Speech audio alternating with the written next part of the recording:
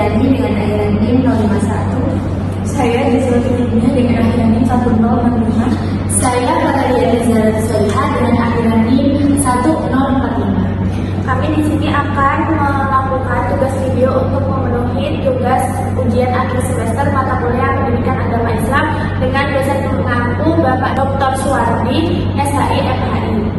Berikut adalah video kami. Assalamualaikum warahmatullahi wabarakatuh.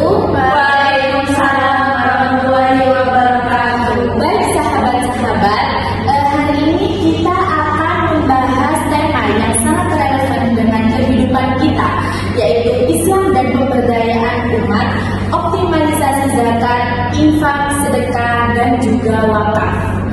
Dengan instrumen 4 hal ini, kita terus berupaya untuk menggali rasa peduli yang dalam beberapa tahun terakhir ini yang mulai terkubur. Baik, jadi sekarang kita mulai ya. Hari ini kita akan bicara soal dompet tapi dari sisi lain. Nah, kenapa sih di tengah kemajuan ekonomi modern ini instrumen klasik seperti ziswaf, yaitu zakat, infak, sedekah, dan wakaf justru makin relevan buat kesejahteraan umat? Karena ekonomi konvensional itu seringkali fokus pada akumulasi. Nah, sementara ziswaf ini fokus pada distribusi di saat ketimpangan sosial semakin lebar. Nah, ziswaf ini adalah jaring pengaman alami yang memastikan harta itu tidak hanya berputar di kalangan kaya saja. Oke, baik, kita akan mulai dari yang wajib dulu ya Kak, yaitu zakat. Nah, banyak yang masih mengira bahwasannya zakat itu cuma buat bersihin harta. Apakah benar Kak? Nah, itu baru dari sisi spiritualisnya. Nah, kalau dari sisi sosialnya, zakat itu adalah hak fakir miskin yang dititipkan kepada kita. Nah, kalau dikelola secara produktif nih, misalnya untuk modal usaha kecil, nah zakat itu bisa mengubah mustahik atau mustahik itu namanya penerima itu menjadi muzaki, yaitu membayar di masa depan. Kalau zakat ada hitungannya atau yang disebut dengan nisab.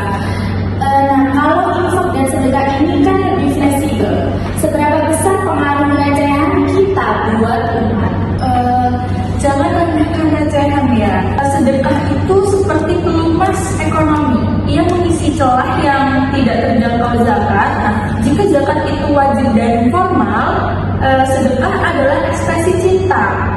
Bayangkan jika jutaan umat bersedekah Rp2.000.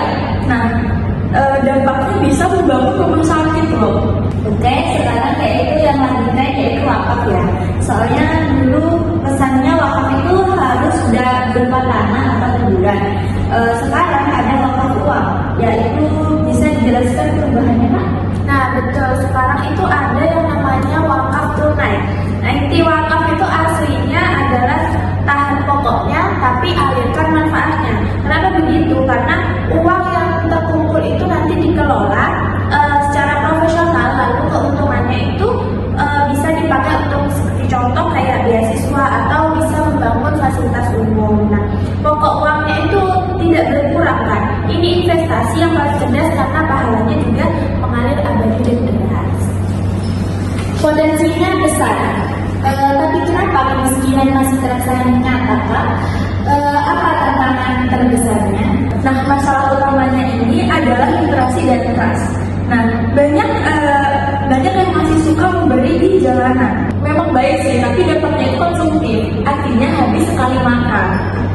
Nah, kita itu butuh edukasi agar umat itu mau menyalurkan lewat lembaga resmi supaya bisa dikelola menjadi program jangka panjang yang sistematis.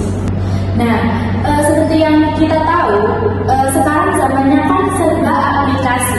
Apakah teknologi akan membantu mempercepat kesejahteraan ini? Nah, sebenarnya zaman aplikasi itu sebenarnya sudah sangat-sangat membantu ya. Contohnya kayak digitalisasi itu sebenarnya kan buat proses kita tuh jadi semakin transparan. Nah, contoh kayak sekarang kita bisa bayar zakat itu bisa lewat HP atau bisa lewat aplikasi, dan kita tuh bisa melihat laporan distribusi zakat kita yang sudah kita zakatkan itu secara real time. Nah, teknologi ini memang memangkas jarak antara si kaya dan si miskin mudah kayak semudah belanja online gitu. Oke, yang terakhir yaitu apa pesan untuk kita semua agar ekosistem Ziswap ini benar-benar jadi pilar ekonomi emak. Pesannya itu mulailah dari apa yang kita mampu dan lakukan secara rutin. Ziswap ini bukan seberapa besar nominalnya, tapi seberapa peduli kita pada sistem keadilan sosial. Jika umat bersatu mengoptimalkan keempat instrumen ini, kemandirian ekonomi bukan lagi sekedar mimpi saja. Baik, sekian video tugas UAS PAI dari kelompok kami. Apabila ada kesalahan, mohon dimaafkan dan dimaklumi. Wassalamualaikum warahmatullahi wabarakatuh.